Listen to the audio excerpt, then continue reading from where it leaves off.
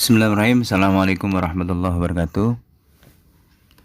Yang berbahagia para mahasiswa-mahasiswi yang mengambil mata kuliah atau mengontrak mata kuliah manajemen strategik.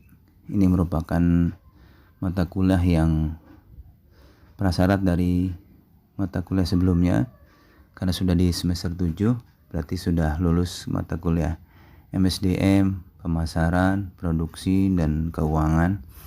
Nah, ini kalau bicara strategik, ini merupakan mata kuliah yang penting bagi calon pemimpin, karena mata kuliah ini bagaimana cara menjalankan perusahaan dengan minimal membuat renstra.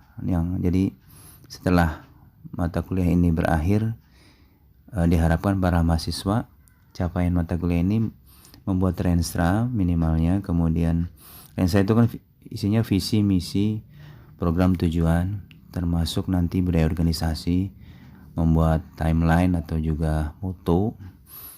Begitu juga nanti kita belajar tentang analisis SWOT atau juga matrik BCG, matrik TOWS, matrik SPACE ya. Ini penting. Nah, sebelum ke sana, saya akan sampaikan bahwa komponen penilaian itu tidak hanya dari ujian akhir, tapi juga dari dari UTS, dari kuis, tugas, dan kehadiran. Masing-masing bobot yang besar adalah dari ujian akhir 40% dan ujian mid semester 30%.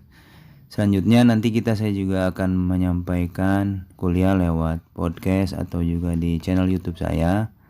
Ini supaya tidak bosan ya, mahasiswa tidak bosan. Baik, nanti kalau diskusi lewat Zoom Meet atau juga Google Meet.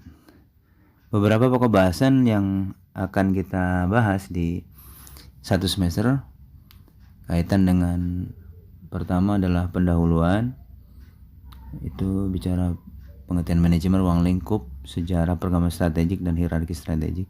Kemudian ada membuat visi misi perusahaan, falsafah perusahaan, dan bagaimana mengaitkan antara visi misi, goal, objektif, dan falsafah perusahaan.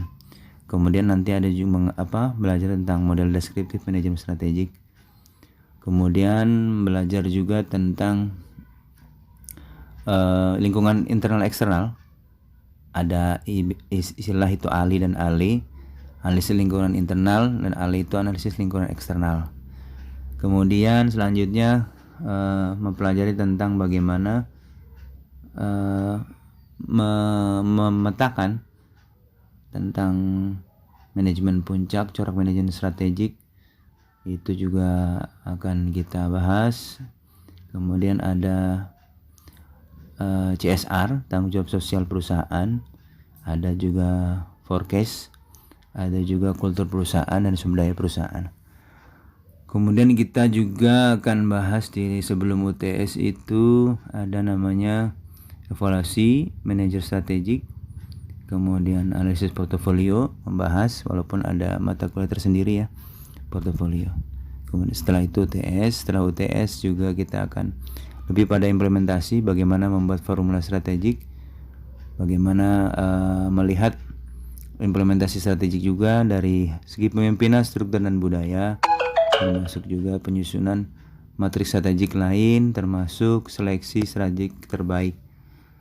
Nah, di akhir-akhir kita akan bahas tentang evaluasi, kerangka evaluasi, kemudian daya saing, karena memang penting ya, di strategik itu sebenarnya dibagi tiga ya. Itu pertama adalah perumusan strategik, kedua pelaksanaan strategik, dan ketiga ada evaluasi. Nah, masing-masing tahapan itu kita bahas selama satu semester ya. Itu buku sumber itu banyak, baik itu yang dari luar maupun dari dalam negeri.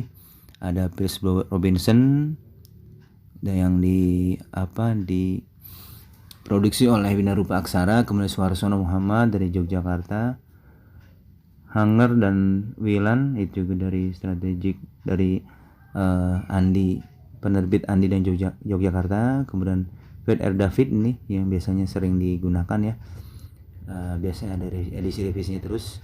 dari Brand Halindo Jakarta, ada juga strategik terapan perusahaan dan bisnis dari Triton, banyak buku-bukunya.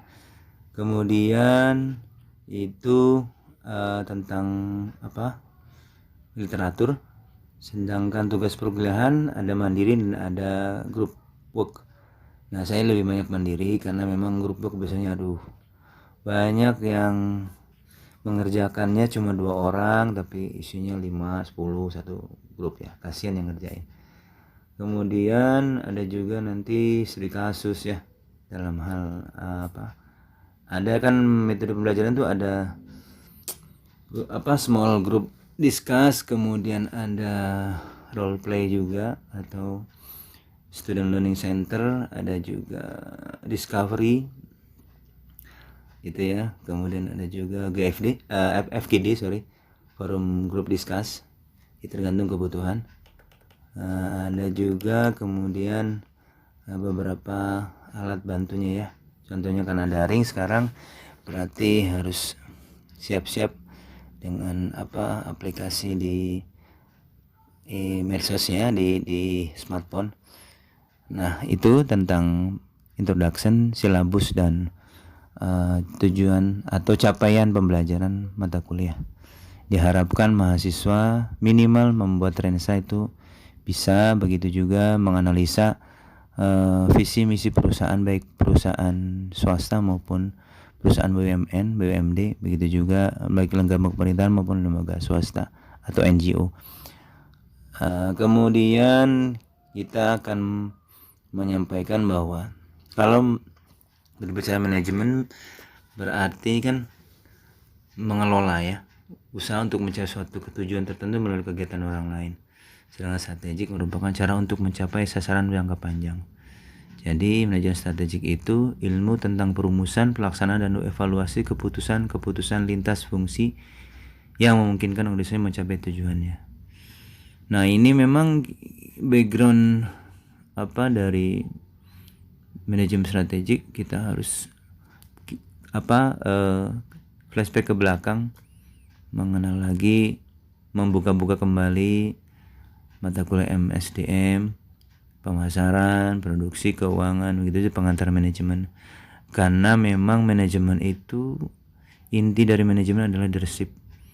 Disebut manajemen adalah ilmu dan seni karena ilmu itu memang teori untuk membuat kita mempelajari tentang fungsi, unsur ya, kemudian staffing, coordinating dan yang lain, controlling.